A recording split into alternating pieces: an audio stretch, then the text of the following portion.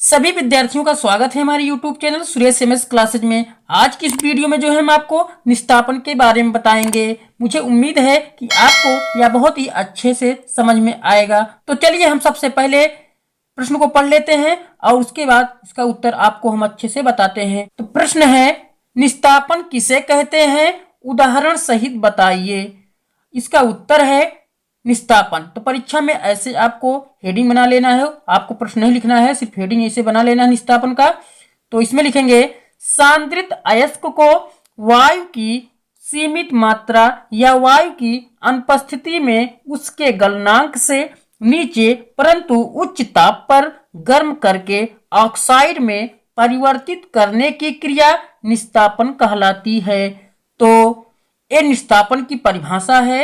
तो इसमें ध्यान देना है, पुनः एक बार परिभाषा को पढ़ते हुए चलते हैं और आपको अच्छे से समझाते हुए चलते हैं। तो देखिए निस्तापन में देखिए यहाँ पे सबसे पहले लिखा है सांद्रित अयस्क। तो सबसे पहले हम सांद्रित अयस्क के बारे में जान लेते हैं, सांद्रित अयस्क क्या होता है। तो देखिए सांद्रित अयस्क किसे कहते हैं। देखिए अयस्क में कुछ अशुद्धियां होती हैं, उन अशुद्धियों को दूर किया जाता है तब उसको हम सांद्रित अयस्क कहते हैं। तो वह अशुद्धियां होती हैं, धूल मिट्टी के कण होते हैं और भी इसमें कंकड़ पत्थर भी होते हैं।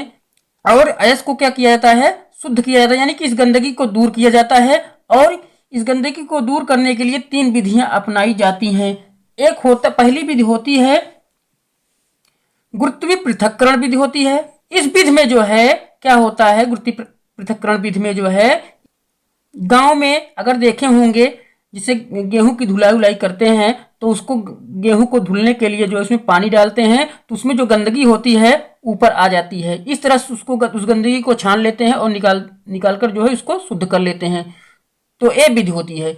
और दूसरी जो होती है चुंबकीय पृथक्करण विधि होती है। चुंबकीय पृथक्करण विधि में जो है क्या किया जाता है, इसमें चुंबक के द्वारा जो है उसमें से अशुद्ध पदार्थों को निकाला जाता है जिससे जो है वो सांद्रित हो जाता है। यानी कि जो है अयस्क में भी ऐसा किया जाता है, उसका इस विधि से चुंबकीय पृथक्करण विधि से भी अयस्क का सांद्रण किया जाता है।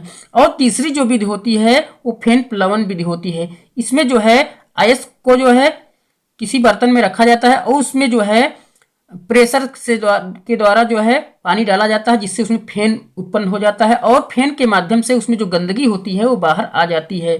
तो ये 3 विधियां हैं जिससे जो है अयस्क को हम शुद्ध कर सकते हैं। तो चलिए अब आपको आगे समझाते हैं। सांद्रित अयस्क को वायु की सीमित मात्रा या वायु की अनुपस्थिति में, कहने का मतलब जो अयस्क होता है उसको वायु की सीमित मात्रा दी जाती है, यानी कि वायु की अनुपस्थिति जो भी वायु होगी बहुत ही कम मात्रा में होगी, या कह सकते हो कि वायु की सीमित मात्रा या कि वायु की अनुपस्थिति इसमें होती है में उसके गलनांक से नीचे परंतु उच्च ताप पर गर्म करके, कहने का मतलब उस अयस्क को जो है उसके गलनांक से नीचे ताप दिया जाता है, परंतु गलनांक से नीचे परंतु उच्च ताप, लेकिन जो तापमान होगा उसका ताप होगा बहुत ही ज्यादा होगा, मतलब इतना होगा कि वह गले ना, गर्म करके ऑक्साइड में परिवर्तित करने की क्रिया निस्तापन कहलाती है। तो इसमें जब गर्म किया जाता है तो वह ऑक्साइड बन जाता है। देखिए जैसे यहाँ पे जिंक ऑक्साइड, तो कोई भी ऑक्साइड बन सकता है यहाँ पे, तो यहाँ पे जिंक ऑक्साइड बना है। तो इस क्रिया को निस्तापन कहते हैं। उदाहरण में देख रहे हैं ये जिंक कार्बोनेट है, इस पे जब जो है इसको गर्म किया जाता है तो क्या होता है, इसमें जिंक ऑक्साइड बनता है और इसके साथ साथ इसमें कार्बन डाइऑक्साइड गैस भी उत्पन्न हो रही है। तो इसमें कुछ वाष्पशील पदार्थ उत्पन्न होते हैं, तो यहाँ पे कार्बन डाइऑक्साइड गैस उत्पन्न हो रही है और भी गैसें इसमें उत्पन्न हो सकती हैं। तो यहाँ पे कार्बन डाइऑक्साइड गैस ही उत्पन्न हो रही है। तो जैसा इसमें पदार्थ रहेगा तो यहाँ पे जिंक कार्बोनेट लिया गया है, तो जिंक कार्बोनेट में हमेशा कार्बन डाइऑक्साइड गैस ही उत्पन्न होती है। इस तरह से हम निस्तापन को अच्छे से समझ लेंगे। तो आपको हमारा वीडियो कैसा लगा, अगर अच्छा लगा हो प्लीज़ एक लाइक कर दीजिएगा। अगर हमारे चैनल पे आप नए हैं तो हमारे चैनल को आप सब्सक्राइब कर दीजिएगा, बेल आइकन घंटी ऑल पर प्रेस कर दीजिए जिससे आने वाली नई वीडियो की नोटिफिकेशन आपको समय समय पर मिलती रहे। जय हिंद।